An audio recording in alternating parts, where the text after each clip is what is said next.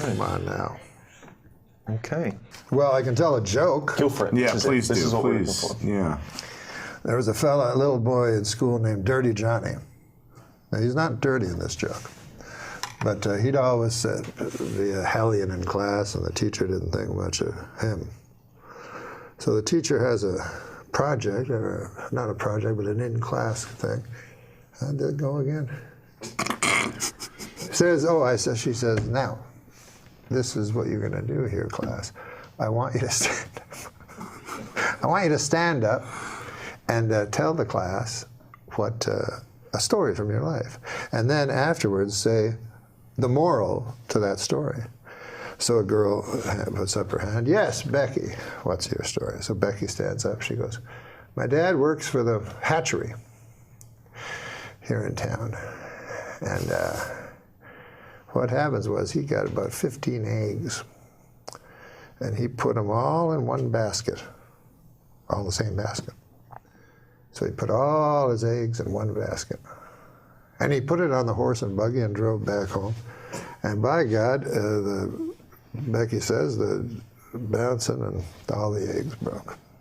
Well, that's a good story, the teacher says, but what would the moral be to that? Becky says, well, the moral is, don't put all your eggs into one basket. But goddamn, says the teacher, that's a good one. Anybody else? Marjorie puts up her hand. Marjorie, what's your story? She says, well, my dad works for the hatchery, as all of us. Thank God for the hatchery. She says, or we'd all be lost. But anyways, my dad knows that eggs become chickens. And so he was counting his chickens, and he added in the eggs, you see. And then he put them on a horse and buggy to go to town, and they all broke. Well, what's the lesson to that? The teacher says she can't understand. And she says, well, don't count your chickens before they hatch out of an egg. Mm-hmm. So the teacher says, that's a great one, too. Anybody else? Well, wouldn't you know, Dirty Johnny has his hand up. So the teacher's like, holy God, I don't want it. But on the other hand, I made an oath to every child, should I suppose I gotta. All right, Dirty Johnny, what do you have to say? Johnny stands up. Stories about my Uncle Terry. He never worked at the hatchery on account he was in Vietnam, and he got disability. He don't even like people who work at the hatchery. But the story happened far from these shores, in a little town called Da Nang. Terry was not well liked. His whole troop left him, abandoned.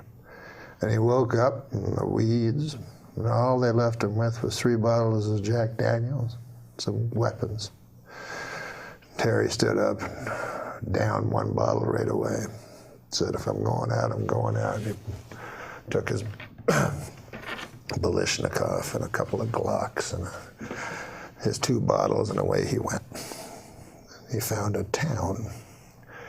And he didn't know if it was Charlie or if it was one he was sent to protect. But all he knew was he had hate in his gut. So he started firing. And he fired the Kalashnikov with an arcing kind of, like a farmer would with hay, with a scythe. And sure enough, the men fell like hay before him. And then the women, and by God, I'm ashamed to say it, but then the children. And finally, all was left was Uncle Terry standing in the mud and the blood and the glory.